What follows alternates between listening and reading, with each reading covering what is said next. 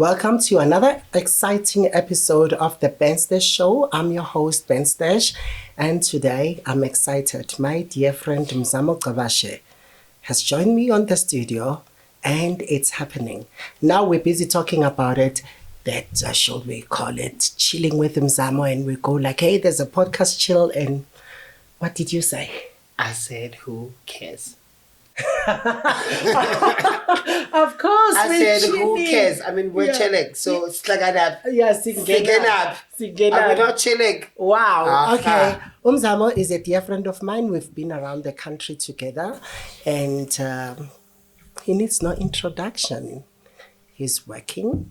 His face is all over the big screen. And well done to you, Mzamo. Thank you. Thank you so much, Robin. Oh my God. Yeah. So it's such an honor to be here at the Ben Stash Show. Ben Stash Show. It feels good. And it actually is amazing. Yeah. So I'm very excited to be here with you. Yes. To just share like our moments and like our moments together. Yeah, the time we've spent together. And I appreciate the production, like just I can see the AD, I can see the camera people, I can just see it's just such a great production. It's cheap. Thank you guys for having me. It's top. It's cheap and it's top, you know. Yeah. Okay, Mzamo, thank you very much, and I welcome you to the show. This is your first appearance, and we're looking for more. Yeah. And how did we meet anyway? We've known each other for some time. You know, we've actually known each other for some time. But guys, I can tell you something. I don't remember when we actually first met. No, we met in passing on the corridors. Oh, yes, on the corridors of somewhere in Johannesburg. That's fabulous. It's just like beautiful. And I don't remember, but I remember seeing you the first time. And I remember thinking, that's what I kind of want to be when I grow up. And that's lovely. It's the truth. I truly appreciate it. I think I've said that to you. You've said it 1,000 times. Yeah, so when I saw you, I'm just like, that's something that I want to look like when I'm older. And so when you're my age, when you'd love to look. Listen, guys, that's a compliment. That means Mzamo says I look good. There must be something good I'm doing. No, but to have me, of course, you're doing great things. Oh my God. Yeah. And Mzamo, of late, I can see you going strong with your lives on TikTok. And how is it going? You know, it's going so great because I feel like now we live in a digital world. Sure we are. Everything has moved from mainstream, yes. Yeah. And the new mainstream is actually digital. Yes. That's the new mainstream. TikTok, whatever. And I feel I connect better with my fans on TikTok than I do with pictures because TikTok allows me to go live and then they can talk to them and engage with them and then we come up together with what are we doing and create our community. So it's just it's a better platform than your conventional, print media is dead. Nobody cares about print media. People were all on. Can I tell you what? We're having an episode about print media. We've got a print media specialist. I love it. You know, and we'll be contrasting print media versus digital. You know, and the death of print media, if we were to say, because it's dying. Yeah, I mean, anything hard copy these days is no longer working because everything has become fluid and soft. True. Yeah. And easier accessible because we live on our cell phones. True. So it's easier to just download something on cell phone. Do you know what I mean? That's so out of my way. Of course. And so now that means the world is compressed in the palm of your hand. Can you say that? Oh, the world is compressed in the palm of your hand. What? Oh my God. Yes. That is such words of wisdom. We need to quote you. So quote about the world is compressed in the palm of your hand. Yeah. I love that. And guess what? Mzamo, by the way, is a linguist. Yes. He pays close attention to language. I've been with Mzamo and I can attest. And sometimes he corrects me, but please don't correct me on this show. He's such a freak that he will correct me. I'm only a guest here. I will not Not on this show. Yeah, do you remember that we spoke about private schools versus public schools? Yeah. Do you understand? And you told me that you are privileged because, I mean, you have also been to those schools. And I told you, I'm from the public schools. The English I'm speaking is my self-taught English. But I don't agree because I always say to you that more often than not, because when I first went to private school, I was in high school. Yeah. So in primary school, I went to a convent school. So our school was subsidized by a Catholic. A Catholic. But listen, once you say convent, it sounds private to me. Okay. It sounds private to me. I mean, you don't find, just like where I come from, we've got a primary school called Imbegezelo. And we used to despise that primary school as being pupils or learners. That Imbegezelo, what is that? Can I be vulgar a little bit? I mean, what is that shit? Imbegezelo. While I went to Tandanani, you know, so Tandanani sounded a little bit good, but Mbegezelo and the uniform was green and gold. It looked so ugly and stuff. But convent school does not fit on that page. Okay, well, that's fine. Okay, well, I'll take that. So I went to BAT. So the point that I was trying to make. So when I went to them, and even when I heard private school kids speak, you see, there's a difference between accent and content. Sure. So someone can have a great accent when you listen to them and you think they sound well when they speak, but when you really listen, there's nothing. They empty. Yes, they're empty. The words are used. The articulation. The articulation is grammatically incorrect. Yeah. There's, you know what I mean? So the point is, what I find with you guys, even politicians, I'll say, black politicians, they speak better English than an ordinary Model C kid. Who is your favorite politician? I don't have a favorite politician. You should have one. I would think. Okay, who's charming you? You know who's charming you? My favorite politician is Julius Malema. The only reason why Julius Malema is my favorite politician is because I kind of know him in person, and I've engaged with him in person. Okay. That's the only reason, and also because when we engaged, it was a very private event. Okay. I don't know if I should say this, but okay. Please do say it. Please do say it. It was a very private event. Yeah. It was my one of my friends' birthdays celebration, and she was running late. Yes. And then Julius was like, "Who's there?" And then she says, "Mzamo's." He's like, "Oh, if Mzamo's there, okay, fine." And then you got stuck and he with came with his bodyguards. Yeah. No, he came. You with got his stuck bodyguards. with Juju. No, we didn't get stuck. Because he's such a...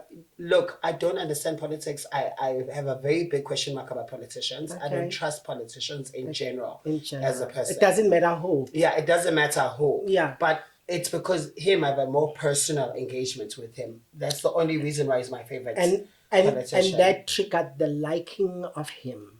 Because, I mean, now you can resonate with Juju. Yeah. Can I tell you, at first, I misunderstood Julius Malema, especially when he was very hard on Jacob Zuma. Right. You know, I don't know. I felt like, who can shut this gentleman down? You know, and let him shut down. I mean, shut up. You know. And then he started his EFF, and boom, there was this hype about EFF. Do you remember the red berets? I remember. There were red berets everywhere. And at that moment in time, I was black, green, and gold. I was liking the ANC a lot. Yeah. Do you understand? Yeah. And guess what happened? Until Ramaphosa came in power, thank you for Ramaphosa to ascend to power, because from there I was liberated from politics. Now I don't care whatever happens in the political world. It's none of my business. Absolutely. I share the very same sentiment. I'm an entertainer. My job is to entertain. I cannot ever be married to any political party, honestly, because it's then it limits me. I can't, if I'm EFF, I can't do ANC things. If I'm ANC, I can't do EFF things. If I'm AF, I can't do DA things. And also I just have a different belief to most people, like in terms of politics. Yeah. So I could never, like, I'm not pro any a party. political party. Yeah. That's not. I'm an entertainer. I can't share those views because my fans will come from DAs, will come from whatever, from ANC. Yeah. They can come from wherever. And my thing is unity. I don't preach division. Can I tell you the joy of being neutral political? It is so liberating. Yeah. I think, that's the new democracy that most people need. The new democracy. Yeah, that's the new democracy. Yeah. Being free from all these political fiasco, because there's quite a lot. Yeah. And when you attach yourself, then you expose yourself to disappointment and pain. True. But you see, the way that our country works, another thing is it's hard to not attach yourself to anything because for people see, if you don't stand for anything, you stand for nothing. Yeah, you stand for nothing. Everybody is trying to get you to their corner. Yeah. Commit to this. Commit to my cause. Sure. So if you commit to my cause, then I'll protect you. Then you're one of my own. Sure. If you're not committed anywhere, I don't have a space for you. And for me, that's what then fucks up even, excuse the French, even it trickles down to entertainment. Yeah. There's entertainers that won't go and do gigs that are maybe of the ANC or because they will want their people. Then it's fucking up our joy. What if let's say the biggest song is coming from someone who supports the EFF, but it's an ANC event. But now because they are politically affiliated, but that's the song that we're all jiving to. Yeah, that is the new freedom we need. Which is why artists must never, for me, personally, take any political stance. Any art, you shouldn't, because you're supposed to be an escape as an artist. You're someone who people just like, Mzamo is gonna make me feel good. I'll forget about. But once I'm just like, oh no, I'm pro this, then it's too real now. We need to discuss politics. And now you're not going to enjoy Mzamo as much because Mzamo has a different political view to your political view. Yes, you know what I mean? Yes. And also because Mzamo belongs to that party, whatever comes from Mzamo, even if it's good, it's from then that you party. have to bash it for the sake of opposition. And at some point in time, this is what I felt about the DA. At some point in time, that I think there was a time when they opposed good things just for the sake of opposition. You know what? I'm going to say something to you that's very controversial, but I'm going to say it. Yeah. I could never be against the DA, personally. Okay. I could never be. Why? Why not? Me, as a black Zulu gay guy, my culture does not recognize me. I never knew you gay. Oh, did you not know? Okay, well, now you know. Well, now you know. Well, now you know. So, as a black Zulu gay guy, my culture, in the history of my culture, there is no recognition of people like me. There's no in our books of history. What it recognizes is women. Mzamo, please wait. No, Emma, let me finish. No, please wait. I will give you a chance. Okay, but I'm speaking. No, yes, you are speaking. But please listen. No. I am deliberately so. Okay. I'm having a Zulu historian on one of the episodes. Yeah. And part of what we will touch again, we want to know about a gays in the Zulu history. Do they even know? Do they even know? How about you wait and hear that content? Please continue. So don't outright. But I'm telling you about my experience as someone who's a South African citizen, who's black, who is Tabanese. Wait a minute. Mr.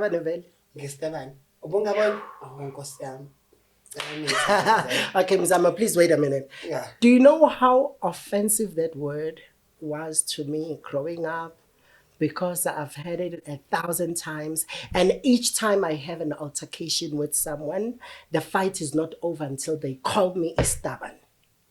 Because you've made it very offensive to you. It's the same word as nigger in American language, American culture. Yeah.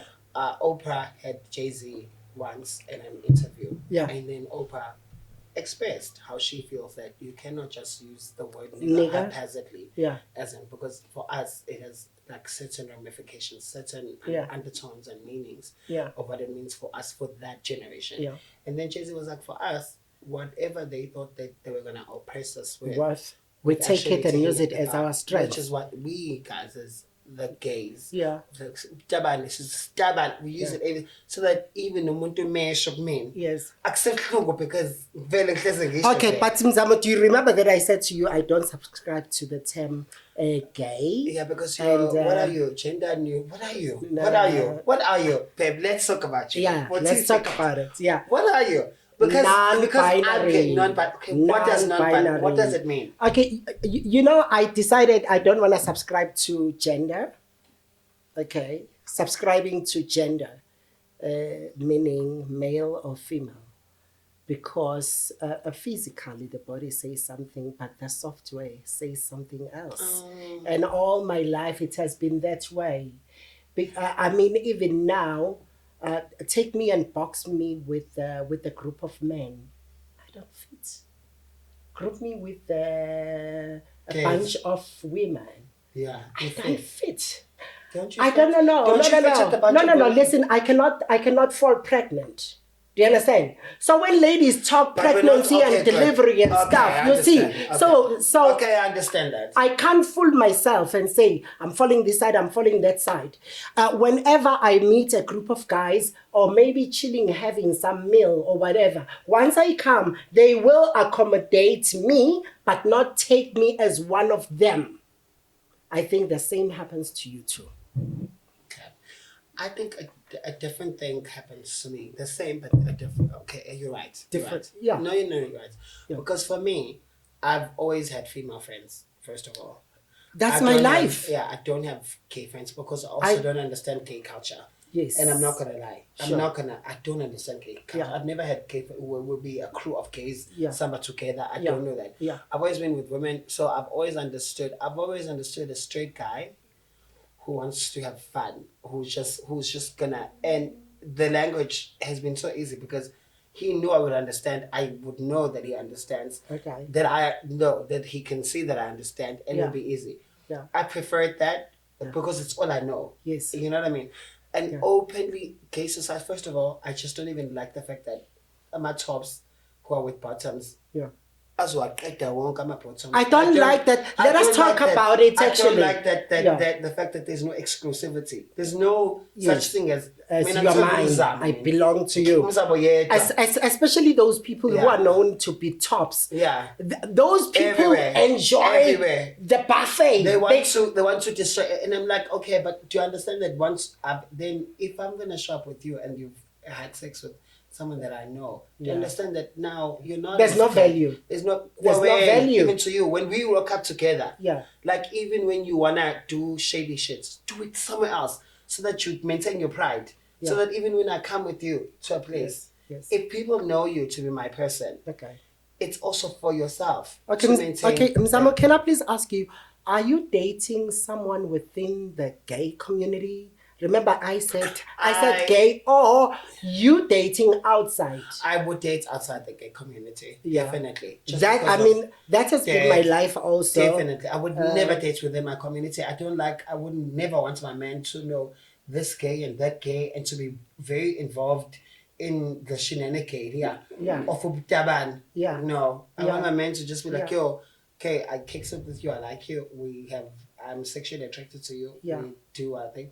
Then he does something with his boys and with, What are the challenges that you think gay people face or gay communities face? And again, Mzamo, listen, let me tell you why I don't subscribe to the terminology gay. I don't know where it comes from. I don't know its origin. Right. Yeah, because your tradition has not facilitated you to have an identity in its construct. So So you being a black person. So there is no history, especially as a Zulu. No. What if it is not told? Yeah, but then let's say it's not told. Remember, homosexuality dates back to the book of Genesis. Do you understand? So this word homosexuality, I take history is something that is told. So if it's not within record, then it never there's existed. quite a lot of fundamental history that is not documented. Yeah, but that's the problem. Then it needs to be documented. So, like I said to you initially, until someone is on Jeluguti, it's in the book Tabani, Utina Mazul. Until then, I don't recognize. I don't take the Zulu traditional Baban is my culture. It's not my culture. Yeah. Because I don't know what I would have done ngalezo ikhathi. Okay. Bengeke ngiye entabeni kwami for amaXhosa whatever. Bengeke ngiye. Like bengeke bengizobe ngihlele nosisi bami, which is what I grew up doing. Okay. I grew up with my dad never even having ever a single word about homosexuality. My dad my dad would be like, he's not gonna do it. Okay. To the point that my dad and his friends would ask me to make tea for him. That's what I know. I don't do so. For me, my culture does not recognize me as stubborn. As a person. And if it doesn't, then I don't recognize it back.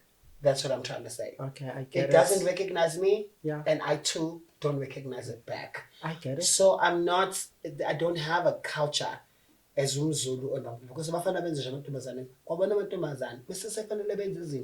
that's a culture, it's a family bias. Okay, Mzamo, listen. Girok. No, all right. Girok na. Okay, listen. Okay, Mzamo is now talking to the crew to say girong. How do you expect their opinion? That is your opinion. Listen, Mzamo, from your point of view, I understand you and I hear you loud and clear. And I think this is something that needs to be addressed in South Africa. But quickly, let's talk about public toilets in public areas like malls and stuff. Don't you think maybe there should be that a toilet section that is designated for these people? Yeah. You know what? I always use paraplegic toilets as that. I don't use guys or female toilet. Yeah. Sometimes I'm wearing makeup, and if I walk, like I remember this one time I went to Virgin Active, I looked at every guy, like all the guys were just like, they looked, because I had like food, and I forgot it that I had makeup. Okay. Because I was doing a step class, so after a step class, I'm just like, I'm gonna shower, and I have like a top that covers my pants. You know how I dress, like I'm very risky. Yeah, I know. So and the guys, she was in the boys just went like, wow. And I'm like, fuck, what am I doing here? You know? So I normally use paraplegic toilets. As how bad is that? Because don't you think there should be a toilet that you can use freely yourself? Definitely. Okay. Can you please speak to the government, especially, or maybe Minister of Health or something? Who is dealing with toilets in government and environmental? Department of Health. Of whatever. No, minister of whatever. If you're dealing with this issue, can we please have that kind of a toilet on public spaces, like malls, and have it legislated? Because it becomes a problem. Let me tell you, a person like myself, I get inside a toilet and a real gentleman is peeing, and once they hear my voice, they will freak. Do you get it? This is true. They will freak. This is true.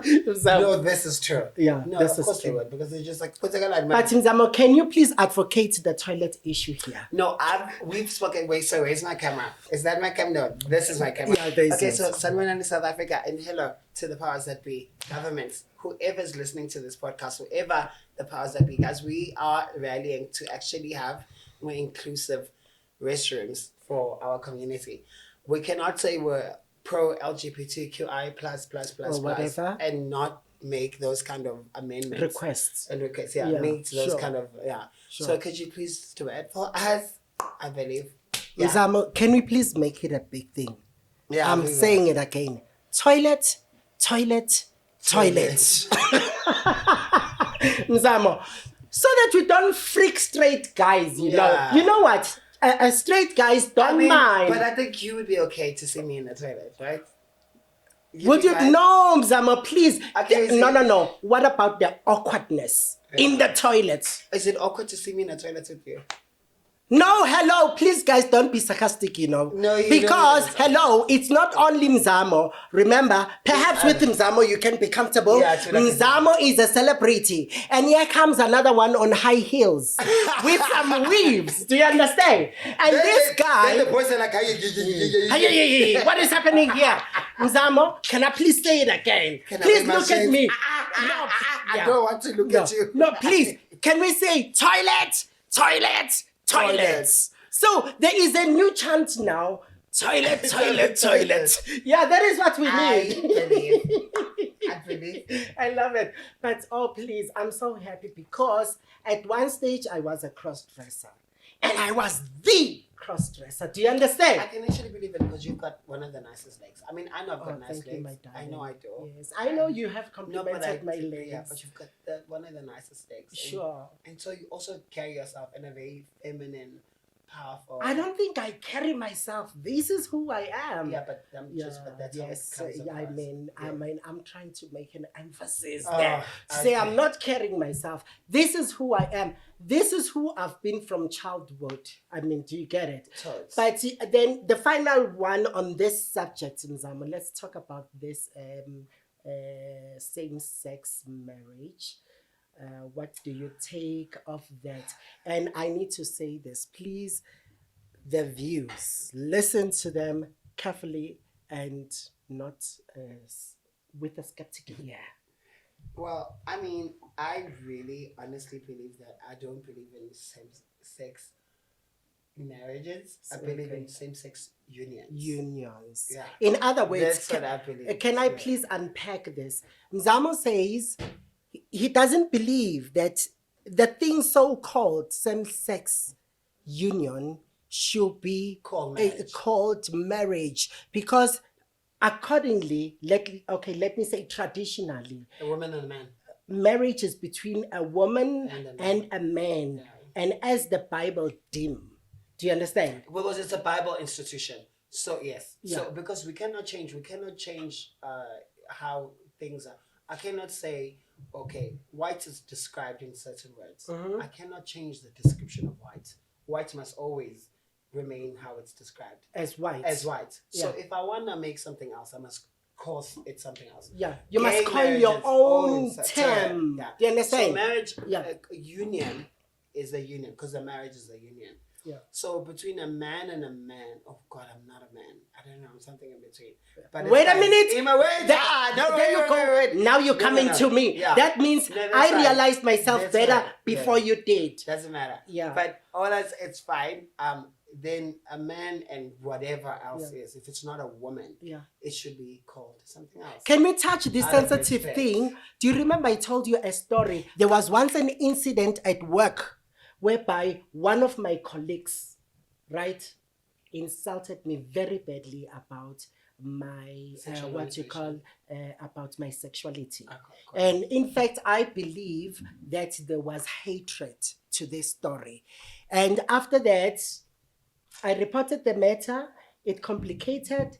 There were court cases. I had to go to court for my sexuality just because I was ostracized at a workplace. Mzamo, how do you feel about that? I came to you. Yes. Luckily, I was not crying, but I was devastated. Yeah, but you know what? I also just think, which is why we need to, once you cannot defeat me just by calling me Stalan. Like if someone walks past me, I could never give their words that much gravitas. Right. I'm negotiating myself.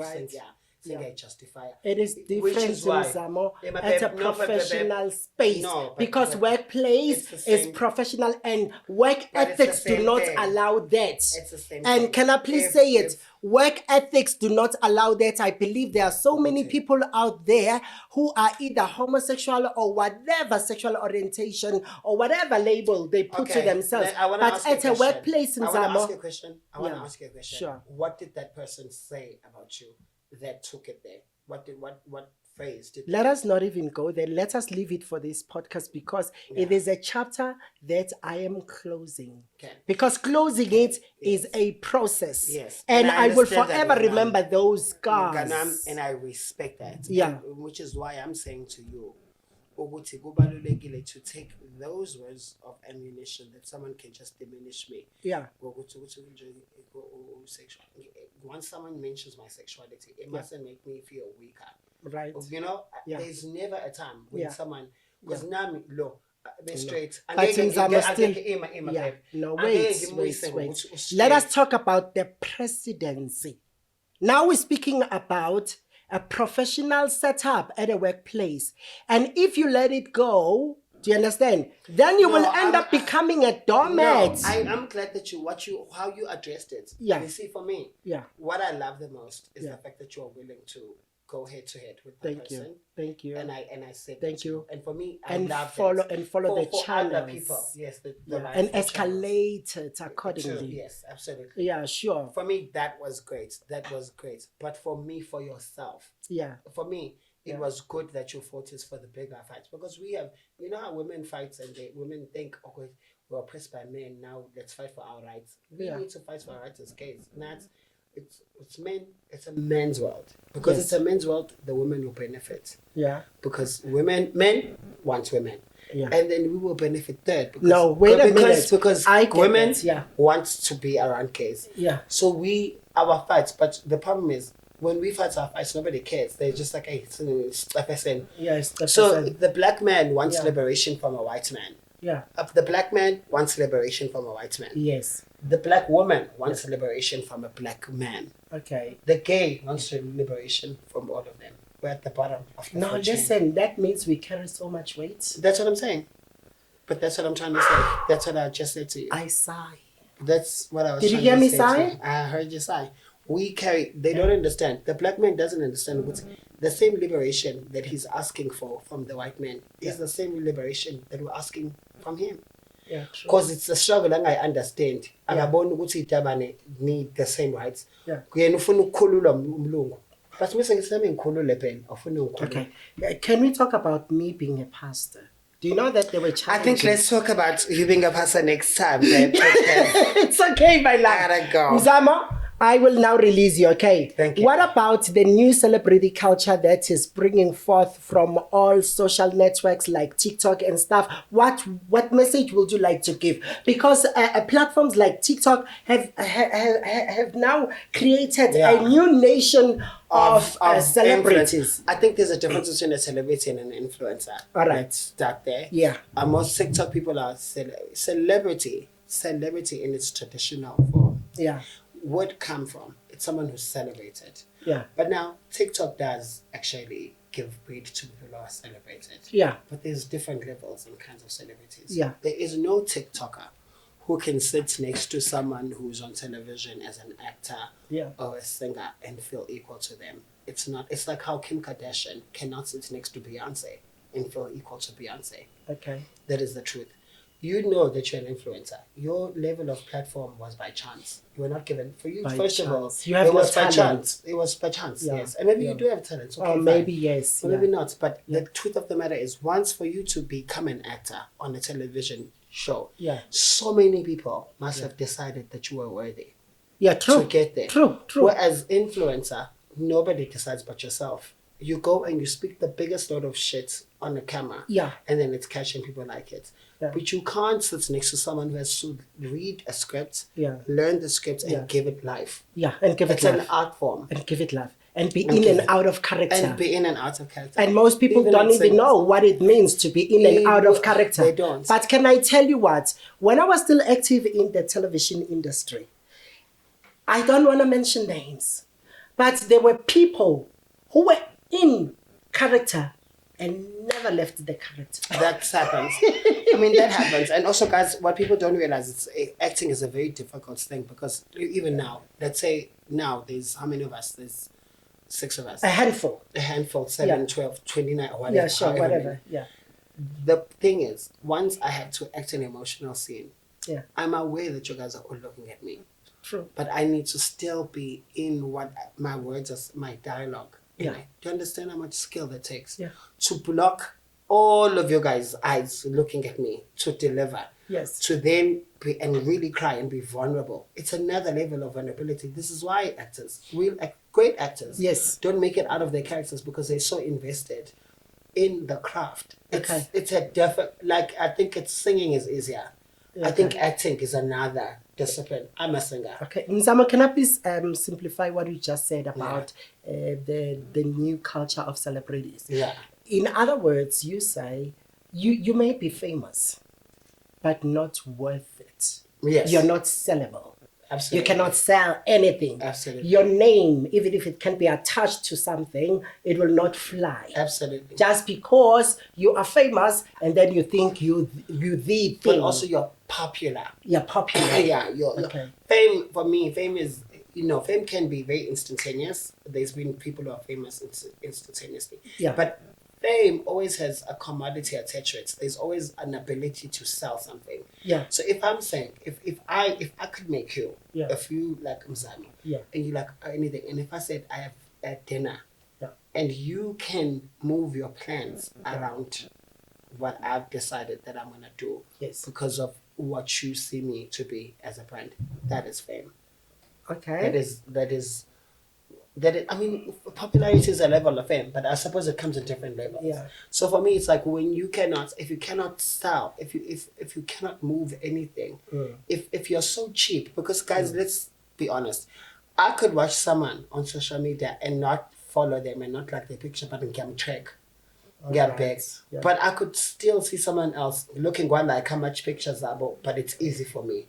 Like, Yeah. who do you really think I'm invested in? No, the one that you don't like and the one that you don't follow, but you are, in fact, tracking it, And like that's it. following them. You see, That's the actual following. Because when you don't move me, I can just like you. Oh, nice Yeah. picture, Yeah. move on, nice content. nice content. Yeah, but and I'm then not just invested. look.